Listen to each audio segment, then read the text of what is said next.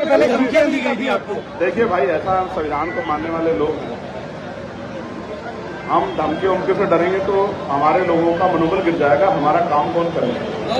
वो अब पोस्टर जला दें, गोली चला दें, पत्थर चला दें जैसे आज चला, इन सब चीजों से वो हमारे ऊपर नहीं, उत्तर प्रदेश की कानून व्यवस्था पे सवालिया निशान खड़ा कर रहे हैं।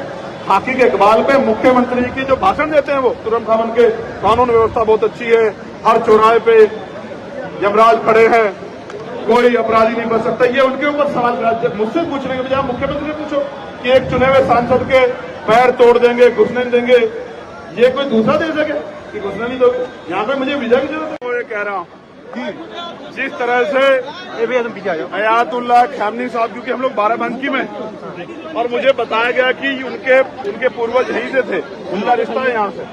जिस तरह एक लीडर ने डरने की बजाय समझौता करने के बाद शहादत को एक्सेप्ट किया, मैं विपक्ष के लोगों से कह रहा हूँ कि वो भाजपा से डरे ना, हमारे साथ आ जाएं। हम लोग मिलकर उत्तर प्रदेश में इस भारतीय जनता पार्टी की सरकार को 2027 में फाड़ सकें।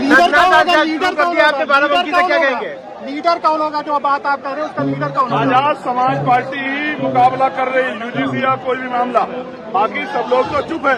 तो आजाद समाज पार्टी नेतृत्व करेगी और कौन नेतृत्व कर सकता है? ये बाराबंकी में समाजवादी का गढ़ है, आप यहाँ से शुरुआत करें, संघर्ष करें, क्या कहेंगे? देखो, जब तक हम लोग नहीं आए थे, हम लोग काम नहीं कर रहे थे, तो ये किसी भी पार्टी को लोग वोट दे सकते थे।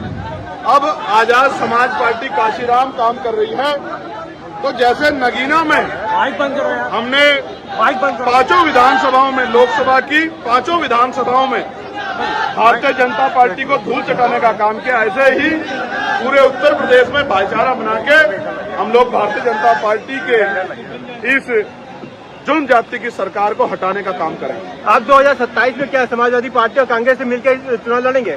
अब ये फैसला प्रदेश अध्यक्ष जी खड़े हैं, उनका निर्णय आप लोग बात कर लेना। मेरा काम तो ये है कि मैं जब जब ये मुझे बुलाएंगे, गली मोहल्ले क्षेत्र में मैं जाके पार्टी के लिए काम करूंगा। चंद्रशेखर जी, कांग्रेस कह रही काशीराम जी हमारे हैं, समाजवादी पार्टी कह रही है। देखिए, महापुरुष किसी जाति के नहीं होते, किसी पार्टी के नहीं होते जब वो नहीं रहते। लेकिन आप भी जानते हैं कि 2006 से 26 20 साल क्यों लग गए अपने अपने बताने में। हालांकि ये भी सच है कि जब से आजाद समाज पार्टी काशीराम ने मोर्चा संभाला है, जब से गांव-गांव जाके माननीय काशीराम साहब के सिद्धांतों को बहुजन समाज बनाने के लिए घर घर तक पहुंचाने का काम किया है, तब से ही काशीराम साहब मेरे हैं, मेरे की होड़ लगी है। चाहे मजबूरी समझिए, जरूरत, वरना आप समझिए कि उनके नाम पे बने मेडिकल कॉलेज का नाम बदल दिया गया, उनके नाम पे बने जिले का नाम बदल दिया गया, उनके नाम पे बने अरबी फारसी विश्वविद्यालय का नाम बदल दिया गया, उनके जयंती के अवसर पे जो छुट्टी थी उसको कैंसिल कर दिया गया और उनके संगठन बामसेब को तोड़ दिया गया। तमाम तरह की बात का काम कार्य करने वाले आज काशीराम साहब को अपना किस मुंह से बता रहे हैं? क्या उनके हाथ नहीं कांप रहे? काशीराम साहब को माला चढ़ाते हुए जिन्होंने काशीराम साहब का भर के अपमान किया, नुकसान किया उनके आंदोलन का, आज वो काशीराम साहब को अपनाने की बात कर रहे हैं। ये आजाद समाज पार्टी का बढ़ता हुआ प्रभाव है कि विरोधियों को भी आज काशीराम साहब के सामने नतमस्तक होना पड़ रहा है। एक नारा लगा था कि MIM के साथ आप गठबंधन कर लें, उस पर क्या विचार है? मैं फिर कह रहा हूं, प्रदेश का नेतृत्व जो फैसला लेगा, मैंने इनसे आग्रह किया कि भारतीय जनता पार्टी को छोड़कर, क्योंकि वैचारिक विरोध है, जो भी आप फैसला लोगे हम आपके नेतृत्व में उत्तर प्रदेश में काम करेंगे। और मैं आपको विश्वास से कह रहा हूं, अभी तक कोई पार्टी चुनावी मोड में नहीं है।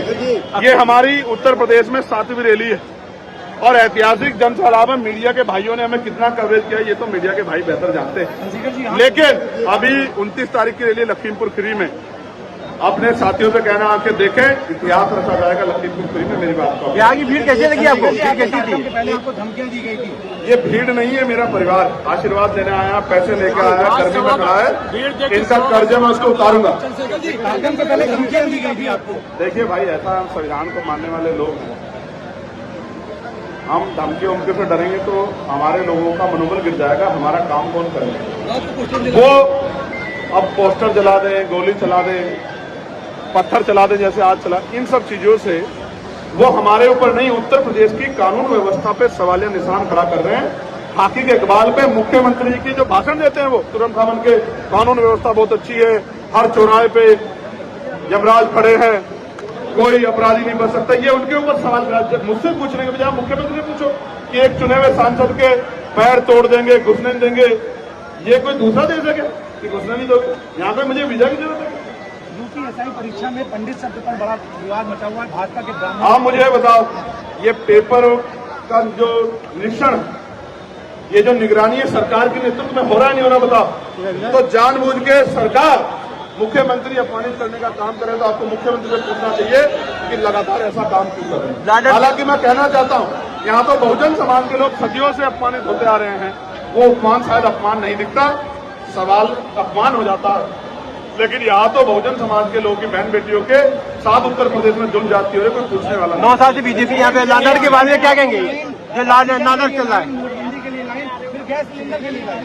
गैस के लिए लाइन लगेगी, पेट्रोल डीजल के लिए लाइन लगेगी, चूल्हे जलाने पड़ेंगे। ये सरकार की गलत नीतियों की वजह से हुआ है। ईरान हमारा मित्र देश है, हमें ईरान से अच्छे रिश्ते रखने चाहिए थे, इस तरह की समस्या का सामना है, अभी तो रखने पड़ रहे हैं, मजबूरी में ही सही।